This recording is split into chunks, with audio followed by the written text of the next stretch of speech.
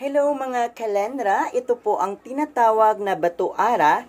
Ito po ay kalahating kilo at dapat mayroon po kayo nito sa bahay dahil ito po ay nagpapataboy ng malas. At palagi po siyang ibinababad sa tubig kapag meron kayong ganito kalaking batu-ara.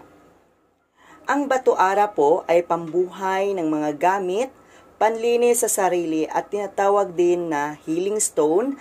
Nakakagamot daw ng iba't ibang mga sakit, swerte sa buhay, money magnet, at etc.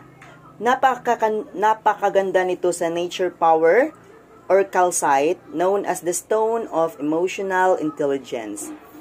Calcite has the uncanny ability to build a clear and harmonious bridge of awareness between your emotions and your intellect.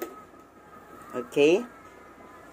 Calcite reportedly brings wise energy to help one make timely decisions without the feeling of being rushed. It also helps cultivate equal attention to one's emotional and mental being. Okay? So, ang batu-ara, kung tawagin ng iba, ay batong tagusa ng liwanag. Ginagamit pampaswerte sa hanapbuhay, negosyo o trabaho para hindi palagi pag-initan. Ito ay proteksyon din sa itim na mahika. Taglay din ito ang lakas ng pangangatawan. Okay? Kung meron kayong maliit na batu-ara, pwede itong ilagay sa bag or saan kayo nagawa ng pampaswerte or ilagay sa pitaka or pouch dalhin lagi.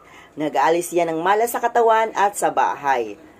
Malas na nakaharang, alisin yan para ang swerte ay bongga-bongga mong masasalo. Kaya mga loyal kalendra, hindi po ako nawawalan ng batu-ara sa bag ko. Yan po ang tinatawag na batu-ara.